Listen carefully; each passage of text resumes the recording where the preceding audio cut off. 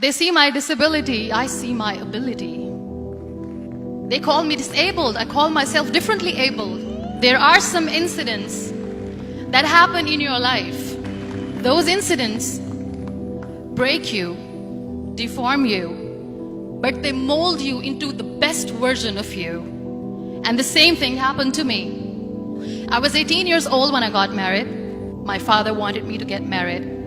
And all I said was, if that makes you happy, I'll say yes. And of course, it was never a happy marriage. Just about after 2 years of getting married, I met a car accident. Somehow my husband fell asleep and the car fell in the ditch. He managed to jump out, saved himself. I'm happy for him. But I stayed inside the car and I sustained a lot of injuries. The list is a bit long, don't get scared. The wrist was fractured. Shoulder bone and collarbone were fractured. My whole rib cage got fractured. And because of the rib cage injury, lungs and liver were badly injured. I couldn't breathe.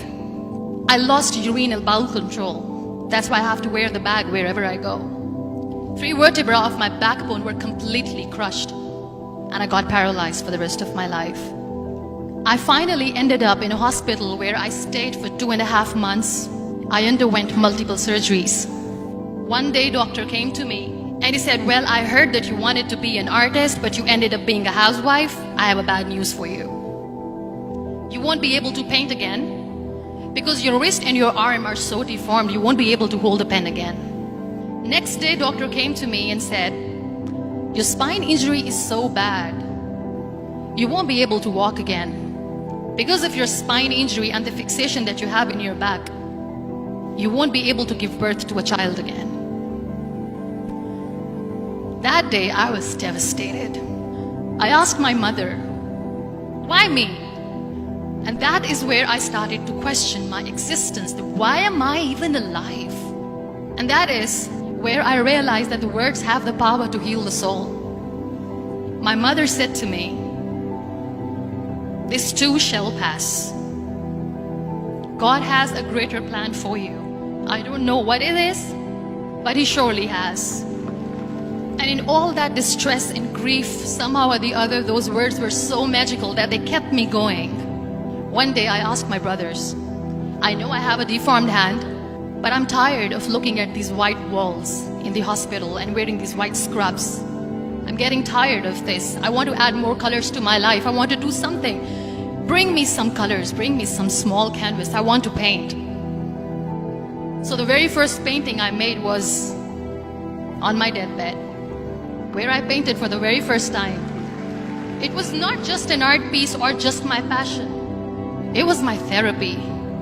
And then I was discharged and I went back home. And I went back home and I realized that I have developed a lot of pressure ulcers on my back and on my hip bone. I was unable to sit. There were a lot of infections in my body, a lot of allergies. So doctors wanted me to lie down on the bed straight for not 6 months, for not 1 year, for 2 years. I was bedridden, confined in that one room, looking outside the window, listening to the birds chirping, and thinking maybe there will be a time when we'll be going out with the family and enjoying the nature. That was the time where I realized how lucky people are. That is the time where I realized that the day I'm going to sit, I'm going to share this pain with everyone to make them realize how blessed they are, and they don't even consider them lucky. That day I decided that I'm going to fight my fears. We all have fears. Fear of unknown, fear of losing people, fear of losing health, money. We want to excel in career, we want to become famous, we want to get money. We are scared all the time. So I wrote down one by one all those fears, and I decided that I'm going to overcome these fears one at a time. You know what was my biggest fear? Divorce. I was trying to cling on to this person who didn't want me anymore, but I said no. I have to make it work. But the day I decided that this is nothing but my fear, I liberated myself by setting him free.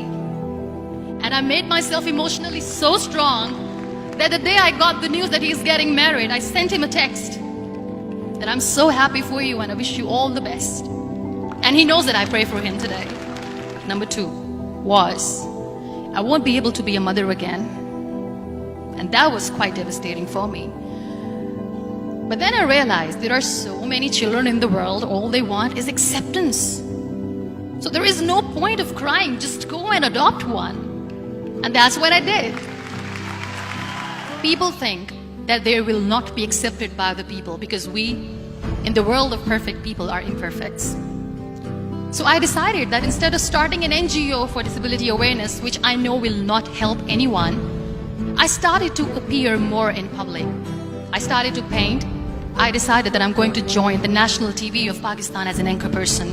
And I've been doing a lot of shows for the last 3 years.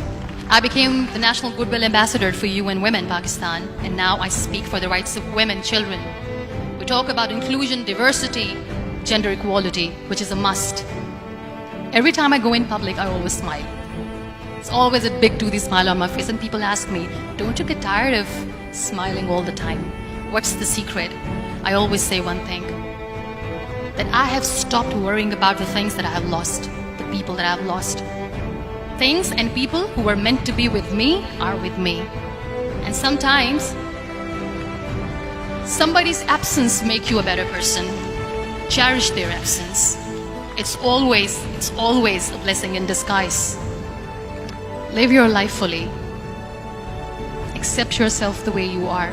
Be kind to yourself. Be kind to yourself. I'll repeat, be kind to yourself, and only then you can be kind to others. Love yourself and spread that love.